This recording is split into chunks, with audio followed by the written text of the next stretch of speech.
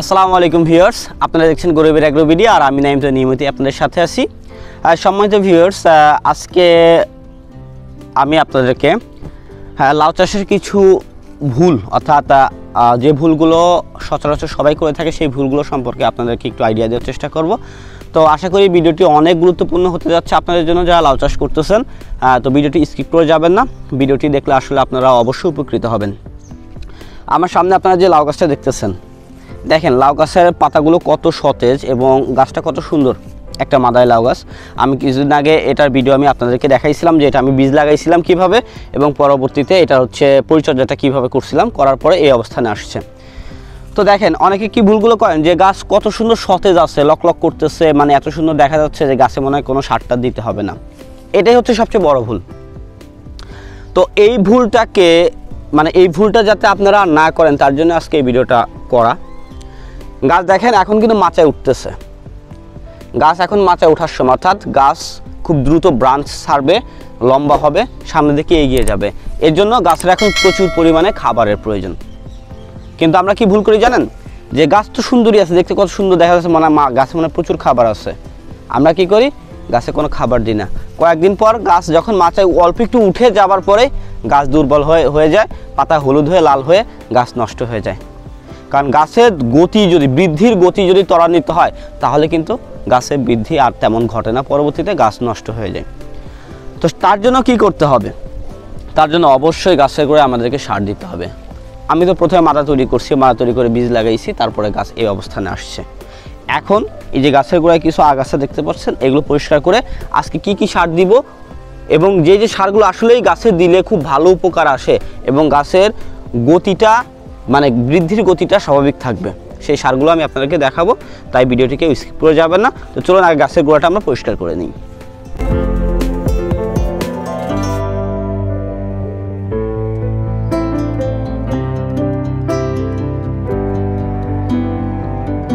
মোটামুটি মাদা পরিষ্কার করে ফেললাম, মাদার চারপাশে যে ঘাস ছিল আপনারা দেখতেছেন যে কীভাবে সুন্দর করে পরিষ্কার করে ফেলছি। তো এখন আমি সার দিব।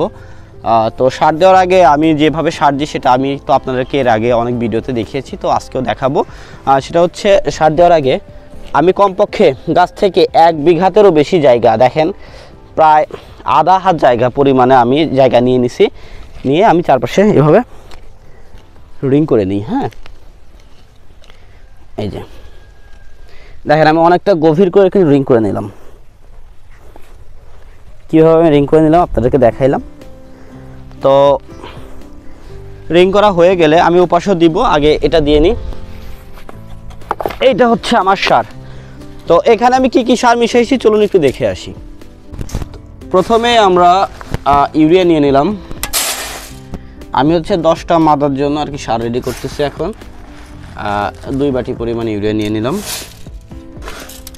আচ্ছা 10টা মাদার সার। টিএসপি নেব হচ্ছে, টিএসপিটা একটু বেশি নেব, 3 বাটি। টিএসপি নিচ্ছি 3 বাটি। আমি 3 বাটি টিএসপি নিলাম। তাহলে যেহেতু টিএসপির অর্ধেক পরিমাণ আমি এমওপি ব্যবহার করবো, লালটা আমি 1.5 বাটি, এই যে পুরা 1 বাটি আর হাফ বাটি, 1.5 বাটি নিলাম হচ্ছে এমওপি লাল সারটা। আমি এই 3টা সারের মিশ্রণ করলাম। এই 3টা সার আমি লাউ গাছে গোড়ায় দিব, এই যে মিশাই নিচ্ছি।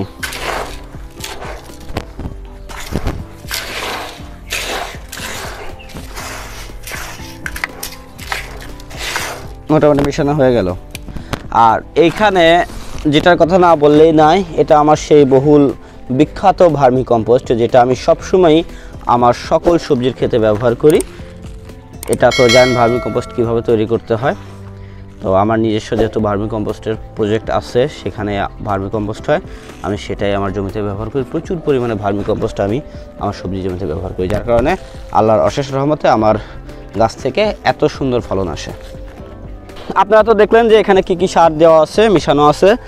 তো আমি সারগুলো আমি এই রিংয়ের মধ্যে দিয়ে দিব। আমি কীভাবে দিচ্ছি, এই যে এরকম দিবেন।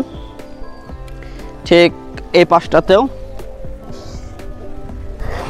এই সাইডটাতেও সুন্দর করে একটু রিং করে নিয়ে সার দিয়ে দিতে হবে। চারপাশেই মাদার চারপাশে সার দিয়ে দিবেন। আমি ওই পাশের অংশটা করে নিই।